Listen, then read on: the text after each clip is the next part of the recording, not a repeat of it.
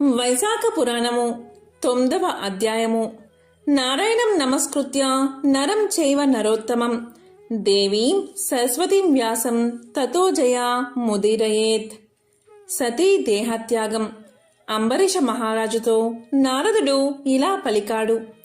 శృతదేవుడు చెప్పిన పిశాచత్వ మోక్షకథను విని శృతకీర్తి మహారాజు ఇలా పలికాడు. శృతదేవ మహాముని ఇక్ష్వాకు వంశరాజుకు హేమాంగదుడు జలదానం చేయకపోవడం వల్ల 3 సార్లు చాతకంగాను జన్మించి బల్లిగా నా గృహంలో ఉన్నాడు కదా. పుణ్యాన్ని కలిగించు యజ్ఞ యాగాదికాలను దానాల్లో చేసిన హేమాంగదుడు కర్మానుసారం చాతకం మున్నగు జన్మలను ఎత్తవచ్చును కాని సత్పురుషులను సేవించకపోవడం వల్ల గెద్దగాను పలుమార్లు కుక్కగాను జన్మించడం మాత్రం తగినట్లుగా నాకు తోచడం లేదు. హేమాంగద మహారాజు సజ్జలను పూజించలేదు కాబట్టి అతనికి పుణ్యలాభం కలగకపోవచ్చు. పరులకు పీడ కలిగించనిచో బాధలు రావచ్చు. అలాంటి అనర్థాన్ని చెయ్యలేదు కదా, అనగా పరపీడ చెయ్యలేదు కదా. కాబట్టి వీనికి సునకాది జన్మలు ఎందుకు కలిగాయో వివరించి నా సందేహాన్ని తీర్చండి అని కోరాడు. అప్పుడు శృతదేవుడు ఇలా చెప్పాడు. శృతకీర్తి మహారాజా విను. ఈ విషయమున పార్వతికి శివుడు కైలాస శిఖరమును చెప్పిన విషయాన్ని గురించి నీకు వివరిస్తాను. భగవంతుడు ఈ లోకాలన్నిటినీ సృష్టించాడు. వాని స్థితిని ఇహలోక సంబంధము పరలోక సంబంధము అని 2 విధాలుగా ఏర్పరిచాడు. ఇహలోక సంబంధాలు అంటే జలసేవ, అన్నసేవ, ఔషధ సేవ అని ఇహలోక స్థితికి 3 హేతువులు ఏర్పరిచాడు. ఇవి 3 కూడా ఇహలోక స్థితికి సర్వలోకాలకు ముఖ్య హేతువులు. అలాగే పరలోక సుఖస్థితికి సాధుసేవ, విష్ణు సేవ, ధర్మమార్గ సేవ అను 3టిని ఏర్పరిచాడు. ఇవి భగవంతుడు ఏర్పరిచిన విధానాలు అని వేదాలు చెప్పబడుతున్నాయి. ఇంటి యందులో ఉండి సంపాదించుకున్న ఆహార పదార్థము ప్రయాణమున ఆహారమును ఉపయోగపడినట్లుగా ఇహలోకంలో మనం పరలోక స్థితికై సంపాదించుకున్న సాధు, విష్ణు, ధర్మ మార్గ సేవలు ఉపయోగపడతాయి. మంచివారికి సజ్జనులకు అనిష్టమైన కార్యం మన మనసునకు ఇష్టమైన దానివల్ల ఏదో ఒక అనర్థం కలుగుతుంది. సజ్జనులకు అప్రియమైన మనకు ప్రియమైన దాన్ని చేస్తే చివరకు నరిష్టమే జరుగుతుంది. దీన్ని వివరించడానికి ఉదాహరణగా అతి ప్రాచీనమైన ఇతివృత్తాన్ని వివరిస్తాను. శ్రద్ధగా విను అంటూ శృతదేవుడు ఇలా చెప్పడం మొదలుపెట్టాడు. ఈ కథ విన్నంతనే పాపాలు తొలగిపోతాయి. వినేవారికి ఆశ్చర్యం, ఆనందం కలుగుతాయి. పూర్వం దక్ష ప్రజాపతి అపూర్వంగా యజ్ఞాన్ని చెయ్యాలి అనుకున్నాడు. అంతకు పూర్వమే అతని కుమార్తెయగు సతీదేవిని శివుడికిచ్చి వివాహం చేశాడు. యాగం కారణంగా తన అల్లుడైన సాంబమూర్తిని పిలవడానికి కైలాస పర్వతం చేరుకున్నాడు దక్ష ప్రజాపతి. ఆ సమయంలో శంకరుడు దక్ష ప్రజాపతి రాగానే తన ఆసనం నుండి లేచి మర్యాద చెయ్యలేదు. ఎందుకు అంటే శంకరుడు సర్వదేవతలకు పూజనీయుడు, వేద పురుషుడు, సర్వభూతముల కంటే పూర్వం వాడు. చంద్ర ఇంద్రాది దేవతలందరూ కానుకలు తెచ్చి ఇచ్చే మృత్యులుగా కలవాడు. అందువల్ల తానెవరినీ లేచి మర్యాద చేయడం మంచిది కాదని సదుద్దేశం కలిగి ఉన్నాడు శంకరుడు. సేవకుడు వచ్చినా యజమాని లేవకూడదు, భార్య వచ్చినప్పుడు భర్త లేవకూడదు, శిష్యుడు వచ్చినప్పుడు గురువు లేవకూడదు అని శాస్త్ర విధుల అభిప్రాయం. కాని దక్షుడు మామగారై ఉన్నందున అల్లుడగు సాంబమూర్తి లేచి పూజించవలను కదా అని ఆలోచించగా అందులకు శృతివాక్యం ఉన్నది.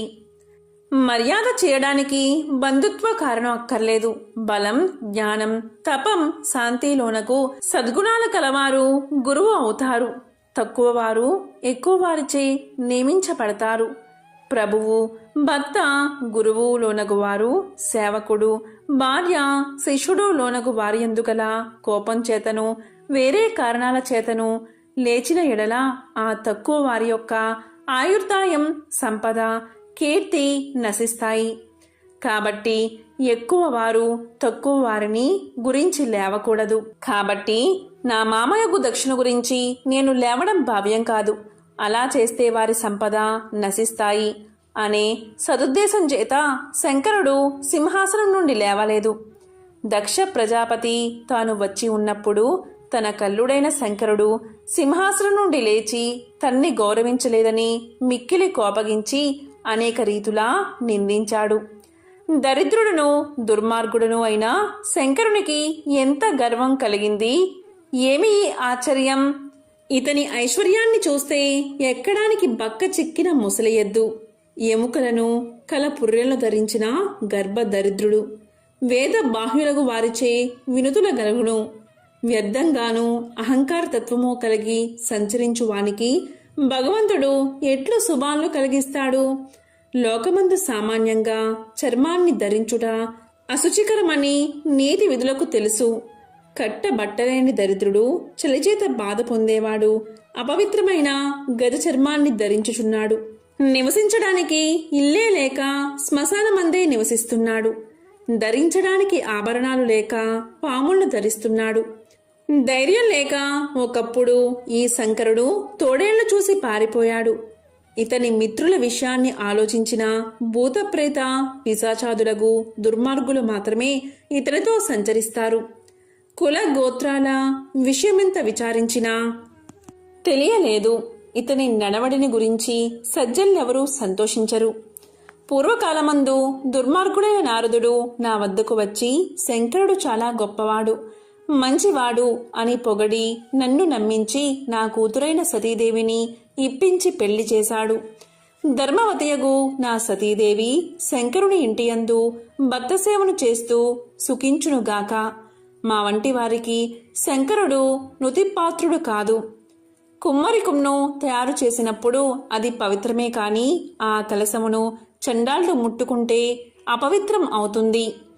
అలాగే పరమ పవిత్రురాలైన నా కుమార్తె ఇతనికి ఇవ్వడం వల్ల అయోగ్యురాలైపోయింది అని పరమ మూర్ఖుడైన దక్ష ప్రజాపతి అనేక రీతులుగా శంకరుని నిందించి కూతురుని అల్లుణ్ణి యాగానికి రమ్మని పిలవక మాట్లాడకుండా ఇంటికి వెళ్ళిపోయాడు. యజ్ఞవాటికను చేరి దక్ష ప్రజాపతి ఋత్వికులతో కలిసి యజ్ఞాన్ని ప్రారంభించిన పరమేశ్వరుణ్ణి నిందిస్తూనే ఉన్నాడు. బ్రహ్మ, విష్ణువు తప్ప మిగిలిన దేవతలందరూ దక్షుని యజ్ఞానికి వచ్చారు. సిద్ధులు, చారుణులు, గంధర్వులు, యక్షులు, రాక్షసులు, కిన్నెరులు వారు వీరిలా అనేక మంది వచ్చారు. పుణ్యాత్మరాలగు సతీదేవి స్త్రీ సహజమైన చాంచల్యంచే ఆ యజ్ఞాన్ని చూడడానికి, బంధువులు చూడడానికి తరలి వచ్చింది. పరమేశ్వరుడు వద్దని వారించిన స్త్రీ స్వభావాన్ని అనుసరించి యజ్ఞానికి వెళ్ళాలి అనుకుంది. పరమేశ్వరుడు పలికిన ప్రతి మాటకు సమాధానం చెప్పింది. అప్పుడు పరమేశ్వరుడు ఇలా పలికాడు: ఓ సుందరి, నీ తండ్రియగు దక్షుడు నన్ను సభలో నిందిస్తాడు.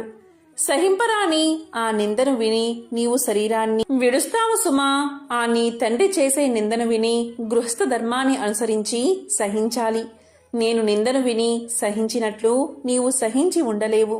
కాబట్టి యజ్ఞశాలకు వెళ్ళొద్దు, అక్కడ శుభం జరగదు నిశ్చయము అని శివుడు ఎంతగా వివరించి విచారించినా సతీదేవి వినలేదు.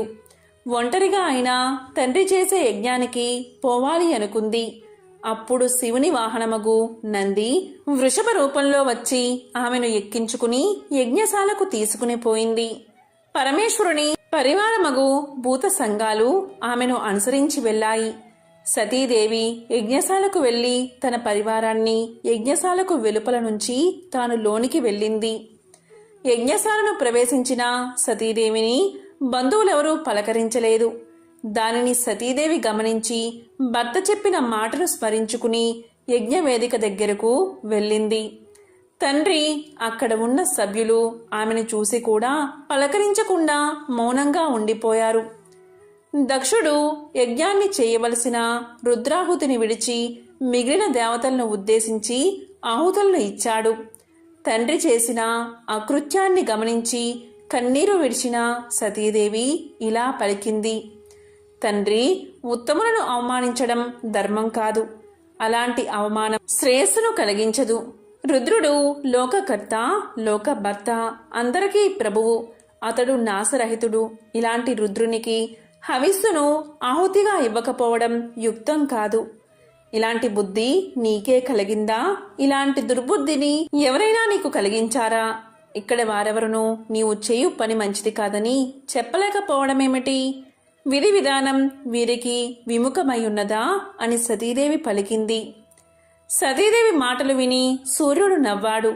అక్కడ ఉన్న భృగు మహర్షి సతీదేవిని పరిహసిస్తూ తన గడ్డాన్ని చరుచుకున్నాడు. కొందరు చంకలు కొట్టుకున్నారు, మరికొందరు పాదాలను తొడల్లో కొట్టుకున్నారు. ఈ విధంగా సభలోని వారు దక్షుణ్ణి సమర్థిస్తూ సతీదేవిని పరిహసిస్తూ విచిత్ర వికారాలను ప్రదర్శించారు. విధివ్రాతకు లోబడిన దక్షుడును ఆమెను శివుణ్ణి బహువిధాలా నిందించాడు. రుద్రాణియగు సతీదేవి దక్షుని మాటలకు కోపగించి భర్త నిందను విన్నందుకు ప్రాయశ్చిత్తంగా యజ్ఞశాలలోని వారందరూ చూస్తూ ఉండగా యజ్ఞ వేదికలో ఉన్న అగ్నిగుండమున శరీరాన్ని విడిచింది. ఆ దృశ్యాన్ని చూసిన వారందరూ హాహాకారాలు చేశారు. పరమేశ్వరుని పరివారమగు ప్రమదులు పరుగున పోయి పరమేశ్వరుడికి ఆ విషయాన్ని తెలియచేశారు. వైశాఖ పురాణము 9వ అధ్యాయము సంపూర్ణం.